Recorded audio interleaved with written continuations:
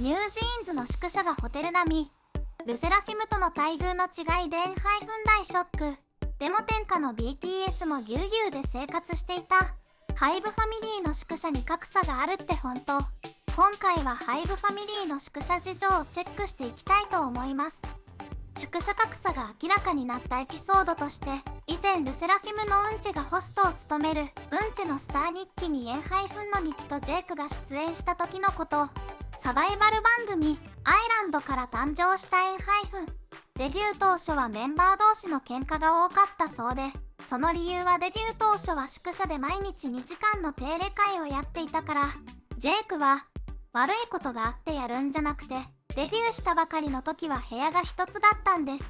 するとウンチェは7人で1部屋を使っていたというジェイクの告白に信じられないと言いたげな表情を浮かべました。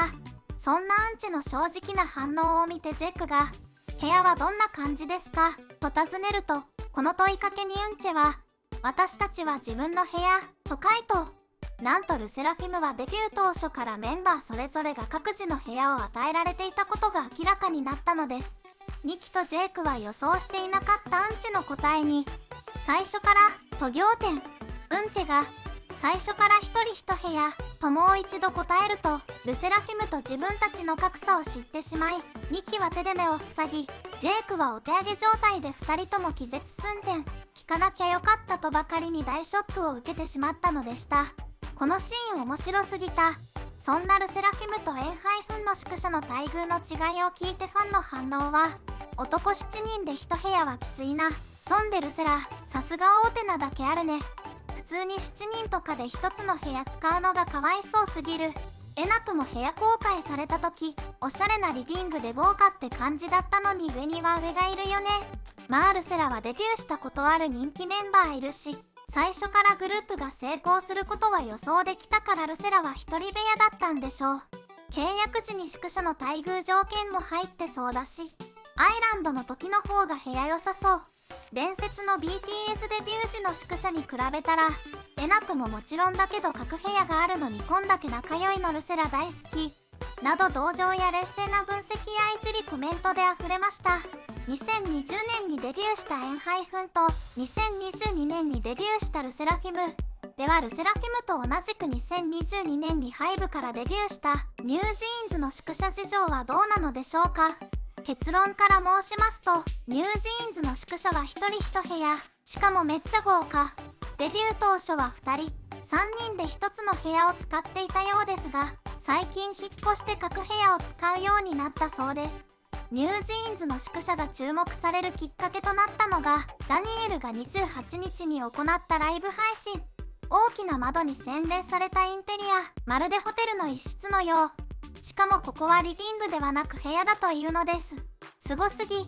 部屋の広さもすごいですが、なんといってもおしゃれ。さすがニュージー。なんと宿舎に置かれている家具は、メンバーが民代表の指示のもと、自分たちで選んで購入したそうです。2月19日、家具デザイン業者アンダーソンがインスタグラムに、民非人代表にニュージーンズ宿舎スタイリングを任せてみたいという連絡を受けたとして写真を公開。デザインを担当した方によると、スタイリングする空間がメンバーたちの宿舎だという点に驚いた。続けて、これまで多様なアーティストたちの空間をスタイリングしたが、アイドル宿舎にオリジナルデザインピースを投入した経験は一度もなかった。所属事務所の代表がアイドルメンバーの宿舎をデザイン家具で飾ろうとしているという事実自体が新鮮な衝撃だったとコメントしています。さすがニュージーンズは宿舎にも新しい風を吹かせている。民代表やニュージーンズメンバーも国内外の活動が忙しい中、家具選びには民代表も自ら携わっていて、メンバーたちがよく学んで成長してほしいという心のこもった気持ちが強く感じられます。家具選びの時についてデザイン業者によれば、民非人代表、そして5人のメンバーたちと初めてのミーティングの席、好きな家具を見せてという代表の声で、メンバーたちがおのおの携帯電話に集めておいた家具写真を見せてくれたと話しており、5人のメンバーはそれぞれポップな家具やメタリックなデザインなど、それぞれの好みの家具を提示してきたそう。バラバラの好みの家具のリクエストにもかかわらず、宿舎の家具には統一感があるように見えます。その背景には民非人代表の考え方として、5つの好みがうまく溶け込んでいる家具を探すよりは、メンバーそれぞれの好みが込められた家具がきれいに混在すればいい。それぞれの魅力通りに存在し、その魅力が対立せずに調和をなすと、混在は一つのテーマで整えられた状態よりさらに魅力的だ。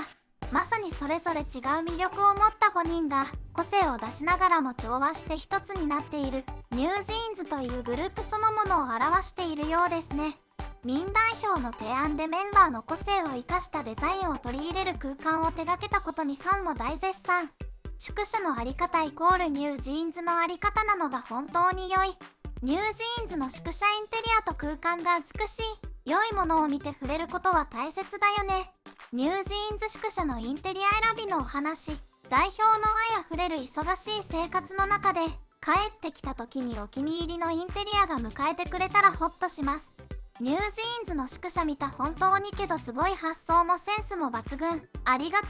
代表。ニュージーンズの味と広い豪華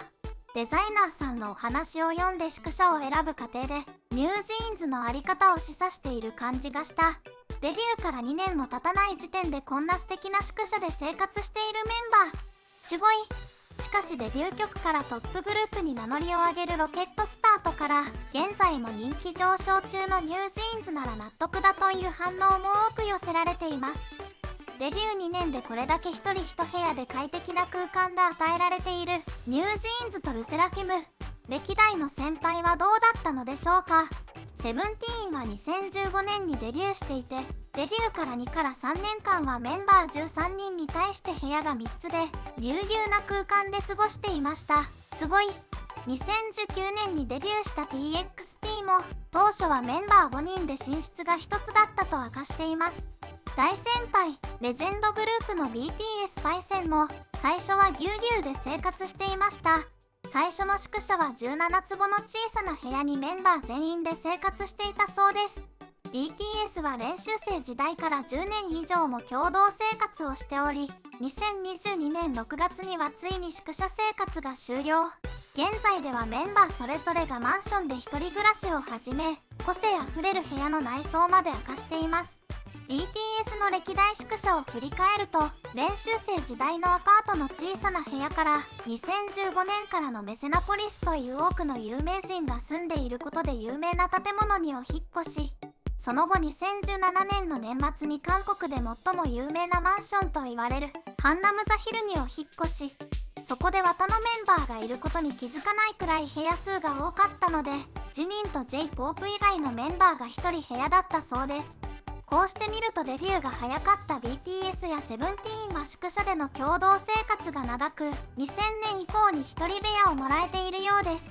各グループごとに結成のあり方やレベルが違うので一概には言えませんが、デビューが2000年以降のグループでは広い部屋が2人最初から1人部屋だったことを見ると、HYBEの成長とともに宿舎も大きくなったのかもしれませんね。歴代のHYBEアイドルたちが築き上げてきて受け継がれるバトン。HYBEの歴史はこれからも刻まれていきます。コメントや高評価、チャンネル登録もよろしくお願いします。